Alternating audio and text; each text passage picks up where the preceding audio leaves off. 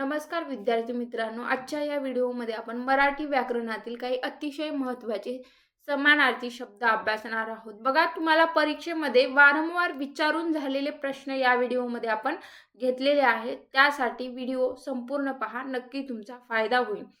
चला तर मग आपण प्रश्नाला सुरुवात करू. पहिला प्रश्न बघा, वंदन या शब्दातील अनुस्वार काढून टाकल्यास नवीन तयार होणाऱ्या शब्दाचा अर्थ खालीलपैकी कोणता? आता वंदन या शब्दातील अनुस्वार काढून टाकल्यावर नवीन शब्द कोणता तयार होतो? तर आपल्याला वदन सांगता येतो. वदन या शब्दासाठी योग्य पर्याय कोणता असेल? ऑप्शन बघा, मुख, नमस्कार, शिर, हात यापैकी ऑप्शन आपल्याला एक सांगता येतो. वदन या शब्दासाठी मुख म्हणजेच ऑप्शन क्रमांक 1 या प्रश्नाचे उत्तर योग्य असणार आहे. बघा आता वंदन म्हणजे काय? तर नमस्कार करणे. पण अनुस्वार काढून टाकल्यावर वदन हे शब्द तयार होतो. वदन म्हणजे काय? तोंड किंवा मुख आपल्याला सांगता येतो. तोंड या शब्दाचे समानार्थी शब्द काय आहेत? तर आनन, चर्या, मुद्रा हे तोंड या शब्दाचे आपल्याला समानार्थी शब्द सांगता येतात. बघा, एका अनुस्वारामुळे सुद्धा संपूर्ण शब्दाचा अर्थ बदलून जातो. त्यासाठी प्रश्न नीट वाचूनच ऑप्शन टिक करायचा आहे. पुढचा प्रश्न, खालीलपैकी समानार्थी शब्दाची चुकीची जोडी ओळखा. आता ऑप्शन दिलेले आहेत. यापैकी समानार्थी शब्दाबद्दलची चुकीची जोडी कोणती आहे? तर अमृत, सुधा, रस, चिरंजीवी हे आपल्याला चुकीची जोडी सांगता येते. आता बघा, चुकीची जोडी काय आहे? तर रस म्हणजे आपल्याला गोडी सांगता येते आणि चिरंजीवी म्हणजे दीर्घ आयुष्य आपल्याला सांगता येते. अमृताचे समानार्थी शब्द नसून हे इथं वेगळाच अर्थ दर्शवताना आपल्याला पाहायला मिळतात. अमृताचे समानार्थी शब्द काय आहेत? बघा, सुधा, पियुष हे आपल्याला अमृत या शब्दाचे समानार्थी शब्द सांगता येतात. नीलकंठ हे कोणत्या देवाचे पर्यायी नाव आहे ते ओळखा. तर ऑप्शनमध्ये कोणकोणत्या देवांचे नाव दिलेत बघा. कृष्ण, गणपती, शंकर, मारुती. बघा, हे सगळ्यांनाच माहिती असेल की नीलकंठ म्हणजे आपण शंकराचंच दुसरं नाव नीलकंठ सुद्धा आपल्याला पाहायला मिळतं किंवा माहिती असतं. बघा, आता समुद्र मंथनातील विष प्राशन केल्यामुळे शंकराचा कंठ निळा झाला म्हणून त्यांना नीलकंठ नावाने सुद्धा ओळखलं जातं किंवा त्यांचं नीलकंठ नाव सुद्धा आपण ऐकायला आपल्याला पाहायला मिळतं.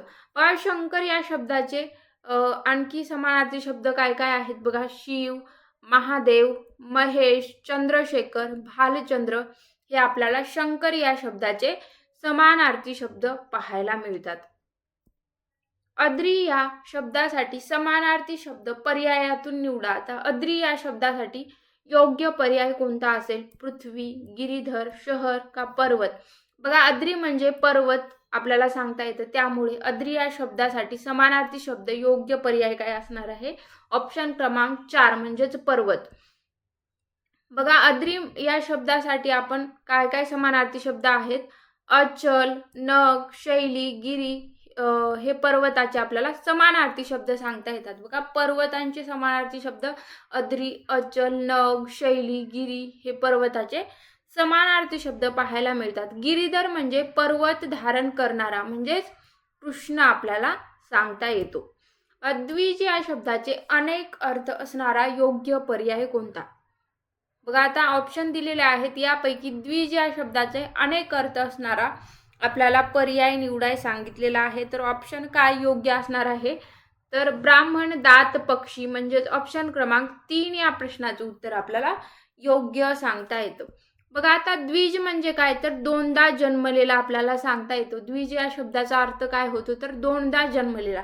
जसं की पक्षी. बघा, आता पक्षी अंड्यातून म्हणजे अंड्यातून व बाहेर म्हणजे ते दोनदा जन्मलेलाच आपल्याला म्हणता येईल. दात बघा, दुधाचे दात आणि कायमचे दात. आपल्याला दात हे 2 प्रकारे आलेले पाहायला मिळतात सगळ्यांनाच. तर ब्राह्मण जन्म व कुंज आपल्याला पाहायला मिळतं. त्यामुळे पक्षी, दात आणि ब्राह्मण हे आपल्याला द्विज या शब्दाचे योग्य पर्याय सांगता येतात. म्हणजेच दोनदा जन्माला आलेले किंवा दोनदा जन्मलेले. पुढचा प्रश्न, विसंगत शब्द जोडी ओळखा. आता यापैकी विसंगत जोडी कोणती आहे? नरेंद्र राजा, विषाद विलंब, कोदंड धनुष्य आणि शिरसावद्य आदरणीय. यापैकी आपल्याला विसंगत जोडी ओळखायला सांगितलेले आहे. तर विषाद विलंब हे आपल्याला विसंगत जोडी सांगता येते. आता विषाद म्हणजे खेद, आपला खेद किंवा दुःख सांगता येते. आणि विलंब म्हणजे काय, तर उशीर. विलंब या शब्दाचा समानार्थी शब्द आपल्याला उशीर सांगता येतो. आणि विषाद या शब्दाचे आपल्याला समानार्थी शब्द खेद किंवा दुःख सांगता येतो. नरेंद्र या शब्दाचा समानार्थी शब्द राजा सांगता येतो. आणि कोदंड या शब्दाचा समानार्थी शब्द धनुष्य आपल्याला पाहायला मिळतो. ढग या शब्दाला योग्य समानार्थी शब्द सांगा. अभ्र, तरु, पादक यापैकी नाही. बघा, ढग या शब्दासाठी योग्य समानार्थी शब्द कोणता ठरणार आहे, तर ऑप्शन क्रमांक 1 अभ्र आपल्याला सांगता येतो ढग या शब्दासाठी. बघा, आता ढग या शब्दासाठी अभ्र, मेघ, घन, जलद, पयोधर हे आपल्याला समानार्थी शब्द ढग या शब्दाचे सांगता येतात. तर झाड या शब्दाचे समानार्थी शब्द तरु, पादक हे काय आहेत, तर झाड या शब्दाचे समानार्थी शब्द असलेले सांगता येतात. कानन या शब्दाचा समानार्थी नसलेला शब्द कोणता? भूमी, विपिन, जंगल आणि अरण्य यापैकी कानन या शब्दासाठी समानार्थी नसलेला शब्द म्हणजे आपल्याला भूमी सांगता येतो. म्हणजे ऑप्शन क्रमांक 1 ह्या प्रश्नाचं उत्तर बरोबर असणार आहे. आता कानन म्हणजे जंगल, भूमी म्हणजे पृथ्वी, धरती किंवा वसुंधरा सांगता येते. कानन म्हणजे जंगल, भूमी म्हणजे पृथ्वी, धरती किंवा वसुंधरा सांगता येतं. तर अरण्य या शब्दासाठी समानार्थी शब्द काय आहेत बघा, जंगल, रान, वन, विपिन, अटवी हे अरण्य या शब्दाचे समानार्थी शब्द असलेला आपल्याला पाहायला मिळतं. छंद या शब्दाचा समानार्थी शब्द ओळखा. दंग, जंगी, नाद आणि आवेश. बघा, छंद म्हणजे आपल्याला काय सांगता येते, तर नाद. आपल्याला एखाद्या गोष्टीची आवड असली की आपण, तुला काय ह्या गोष्टीचा नाद आहे गो, काय या गोष्टीचा छंद आहे तुला, असं आपण सहज बोलतो की नाही. तसं छंद या शब्दासाठी समानार्थी शब्द नाद सांगता येतो. बघा, एखाद्या गोष्टीचा ध्यास, नाद किंवा आवड असणे त्यालाच आपण छंद बोलतो. आता आवेश या शब्दासाठी समानार्थी शब्द काय आहेत बघा, जोश किंवा उत्साह आवेश या शब्दासाठी समानार्थी आहेत. आणि दंग या शब्दासाठी समानार्थी शब्द काय आहे, तर मग्न होणे, म्हणजे त्यामध्येच गुंतून जाणे असं पण आपल्याला म्हणता येईल. की काय, तू त्याच गोष्टीमध्ये मग्न झालीस, तू त्याच गोष्टीमध्ये गुंतून गेलीस किंवा तू त्याच गोष्टीमध्ये दंग झालीस असं आपण बोलतो ना. तसंच दंग म्हणजे मग्न होणे. खालील शब्दातून मुलगी या शब्दासाठी पर्यायी शब्द ओळखा. नंदन, स्त्री, तनुजा आणि लोक यापैकी मुलगी या शब्दासाठी पर्यायी शब्द कोणता आहे बघा, तर तनुजा आपल्याला सांगता येते. आता मुलगी या शब्दासाठी बघा, तनुजा, सुता, तनया, आत्मजा, नंदिनी, कन्या हे मुलगी या शब्दासाठी आपल्याला समानार्थी शब्द सांगता येतात. आणि मुलासाठी समानार्थी शब्द काय काय आहेत बघा, नंदन, पुत्र, सूत, तनय हे आपल्याला मुलासाठी पाहायला मिळतात. बघा, तुम्ही अशा पण पद्धतीने लक्षात ठेवू शकता की तनुजा म्हणजे मुलगी आणि तनय म्हणजे मुलगा. अशा पण पद्धतीने तुम्ही लक्षात ठेवू शकता. पाणी या अर्थी खालीलपैकी कोणता शब्द वापरला जात नाही? उदक, जल, अंबू आणि पल्लव यापैकी ऑप्शन काय योग्य असणार आहे बघा, तर पल्लव सांगता येतो. म्हणजेच ऑप्शन क्रमांक 4 या प्रश्नाचं उत्तर बरोबर असणार आहे. पल्लव म्हणजे झाडाची कोवळी पाने, जसं की आपण पालवी, बघा गावाकडे हा शब्द वापरताना पाहायला मिळतो की म्हणजे जेव्हा कोवळी फांदी आपण तोडतो त्याला पालवी सुद्धा म्हटलं जातं. आता पाण्याचे समानार्थी शब्द बघा, उदक, जल, अंबू, नीर, तोय, पय, जीवन हे काय आपल्याला पाणी या शब्दाचे समानार्थी शब्द सांगता येतात. बघा, पय, तोय हे सारखे वारंवार विचारून झालेले आहेत परीक्षेमध्ये, त्यासाठी पाणी या शब्दासाठी पय, तोय हे अत्यंत महत्त्वाचे शब्द असलेला आपल्याला सांगता येतं. आता दुधुंबी या शब्दाचा समानार्थी शब्द कोणता? नौबत, तिफन, कुदळ, नांगर.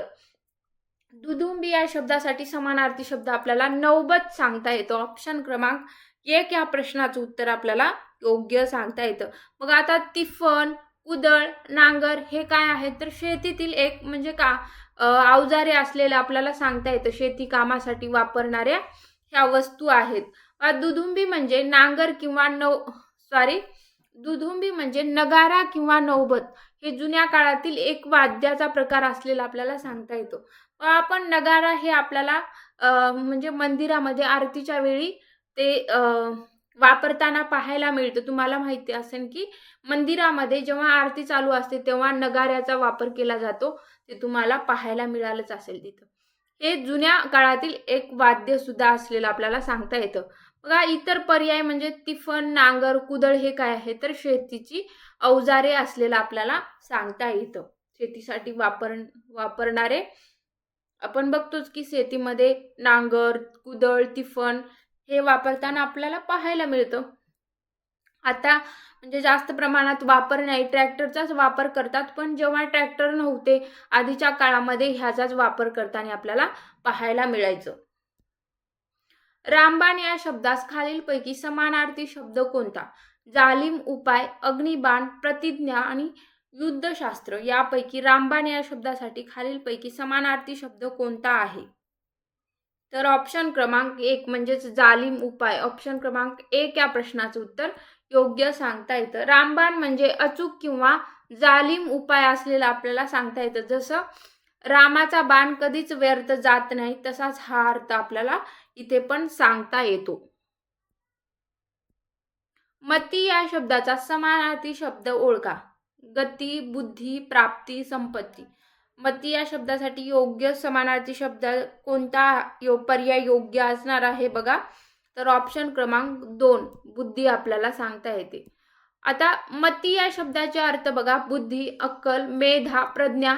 मती या शब्दाचे अर्थ सांगता येतात आणि गती या शब्दाचा अर्थ बघा, वेग किंवा चाल.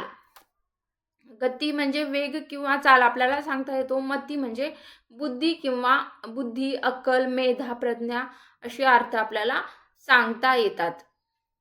तर अशा प्रकारे हे आपले प्रश्न इथेच संपलेले आहेत. तर प्रश्न कसे वाटले नक्की कमेंट बॉक्समध्ये कळवा. धन्यवाद.